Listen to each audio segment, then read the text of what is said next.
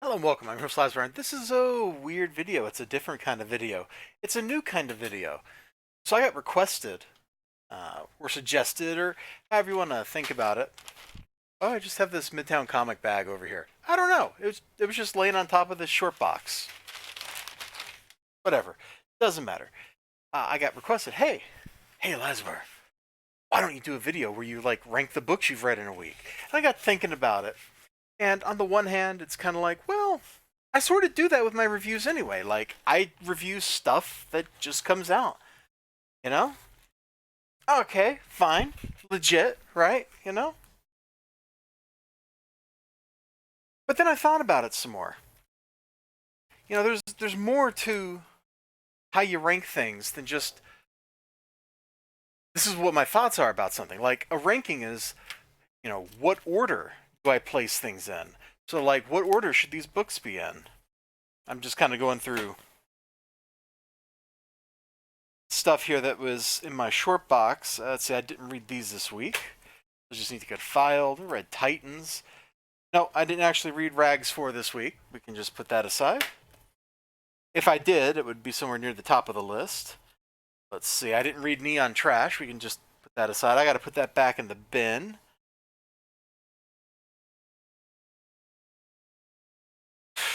I'm not going to bother, like, I didn't actually read the Grimm books. I just flipped them and looked at the art. So we're not going to wrap them into this. I think this is all stuff from this last week. I don't think that this is stuff not from this past week. So we got a stack, which takes most of the space between the camera and the tabletop. So I'm not quite sure how to approach this. I think I'm just going to kind of go through it. And you'll notice, like, some of this is stuff I didn't, like, necessarily do a review for. Like, I mentioned these in a video, but I didn't do a review of them. So I think there's some possibilities for some interesting discussion here, which is why we're doing it. So I should probably start, I don't know, start with the worst thing I've read and move up to the best thing? Oh, that's a tough one. I usually don't read things I don't like. Probably the worst thing I've read, and not necessarily bad, I'm just not the intended audience, was Knights of Ashera, Volume 1. I'm totally not the intended audience for this book. I don't think it made great use of being formatted on paper, because if you open it up, it's totally meant to be like a vertical scrolling webcomic type deal. So you scroll down, you see the hands, and you keep scrolling, see all the use of space and stuff. So I think that this is probably the worst book I read this week. Now, that's not necessarily saying it's bad, because I really do believe I'm just not the intended audience. What's next? Next worst thing I read was these two Spider-Man True Believer books. I just was not into the stories in either of these at all. This one, Spider-Man's in London, dealing with, it doesn't matter, who cares? This one, yeah, again, why on earth would Dr. Octopus brainwash Aunt May into marrying him? It doesn't make any sense. Even by, like, old school Marvel standard, these just felt strange, and I didn't get into either story. Okay, we'll set those aside. What's next? Next is probably this, which I mercilessly mocked on stream. I really did. I was frankly just mean to this book. To be fair, though, Psylords has it coming. You're looking at the cover, right? You're looking at this cover and you're thinking, this doesn't look that bad. What are you talking about, elizibar? It just doesn't look that bad. You're wrong. You're wrong. It's so unnoticeably bad that there's nothing you can do but mock it. Like, is this the I just got shot in the back of the head face? That's not what that face is. These characters here, nothing about them resembles the people on the cover. Go ahead, look. They have hair. If you're on the cover of a book, you should resemble what's on the interior, even if it's a different artist and art style. Soy Lords is right there on the list, man. Boom. Third from the bottom, which I guess is a good place to be because it means you're not at the bottom. But to be fair, when your bottom is a decades old comic book, which some people, these stories are probably beloved by some people, just not by me, and a comic who the reviewer says, I'm not the intended audience for it, and you're ranked above those, that's kind of like being in last place. All right. Next, I don't want to be mean to these Archie books because I had great fun reading them, but they're just gags. Like there's not substance here, there's not meat, there's nothing to really dig into. So probably fourth from the bottom, above Psylords, comfortably above. Like we are definitely at the threshold of yeah, that's all right here. These two little Archie books, I'm just putting them together because I don't. In my mind, I don't remember which stories I read came out of which one. Like I don't remember if the silly bug thing was in this book or if it was in the free comic book day one. Doesn't matter. Plus, I got them for a quarter. You know how low expectations are when you buy something for a quarter, as opposed to when you buy it for $3.99 or whatever this cost. Yeah, $3.99. Really low. Really low. Oh, what's next? I got to flip through the stack to kind of judge, and the stack's also missing this Superman Year One, which actually, now that I'm looking at this stack, I'm pretty sure this is the next one on the list. Superman Year One. It's above the okay line, but it feels frankly unnecessary, and there's some strange stuff, and I think the only thing keeping it from going completely off the rails is editorial telling Frank Miller that no, not everybody in Smallville was a prostitute.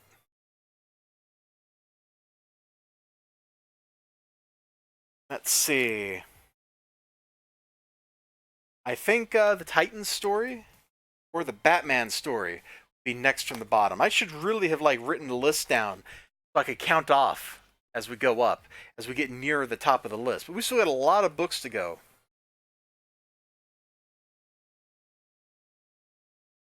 Yeah, so I think we can say that these are out of if we're gonna have a top 10, this is number 10 and number 9, something like that. The Batman, the new story was frankly uninspiring. If it wasn't for Hush, I don't really know that there's really a reason to be reading Batman 12. That is a high point so far over all the other high points that it's hard to top. The Batgirl story is okay. There's nothing really objectionably bad in this book. Kind of the same thing with Titans 5. There's nothing really bad in the book. It just, aside from, I think the news story in this was the best part. It just kind of feels flat. The Super Sun story is junk. Let's move on. Let's move on. No sense in dwelling on stuff, right? That was number 10 and number 9. And I guess we need number 8, which probably is this Spider-Man story here. Pretty good. Lots of fun. Not very fulfilling. I think I have the original book of this, and I read it a long time ago, so maybe that's why I wasn't more into it. So I don't even have anything to say about it. This is a hoot. The Chameleon Strikes. It's good times. And the Chameleon, this is really, really, really old school Spider-Man. It was pretty fun. A little weird. So that would be number 7. Oh, look out. We're getting low.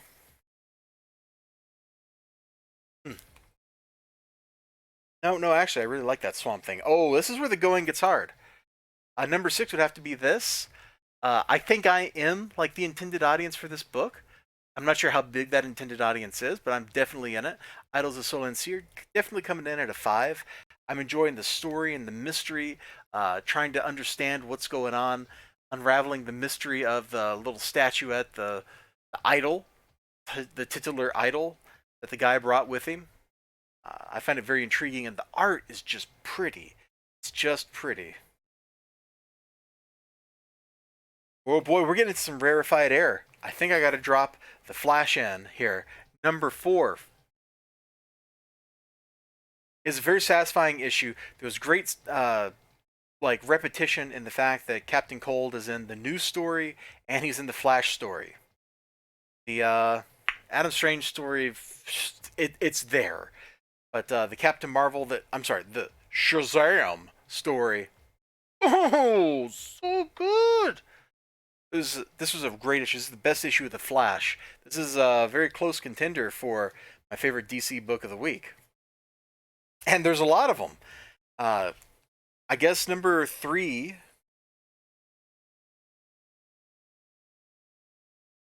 That number 4? Oh, apparently I've just lost track of books. All right, well, it doesn't matter. We're going to keep going. Wonder Woman, Swamp Thing. I think these are kind of tied. I really enjoyed Wonder Woman. The payoff for the plot line with Cersei and all that stuff, it was a great payoff. The new story was really satisfying. What else? Oh, the Justice League story, super satisfying. This is great. The Aquaman story, super satisfying. Who would have guessed it? This issue of Swamp Thing, everything was really enjoyable. The Animal Man story, Swamp Thing story, the new Swamp Thing story, like it's just solid all around. Except the Shadow Pack story, the thing that was kind of carrying the book earlier, in my opinion, kind of let it down. I'll just shove those aside.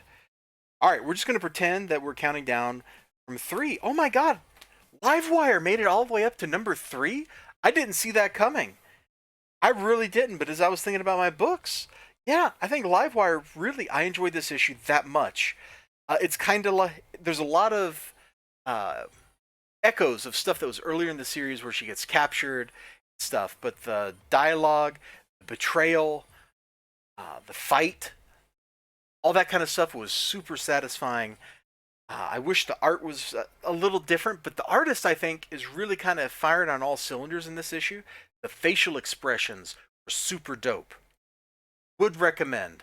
If you want to start reading Livewire, just start reading from like issue 4. You can skip definitely skip the first 2 issues. There's nothing in them that you need to know. All right, next issue number 2 of the week.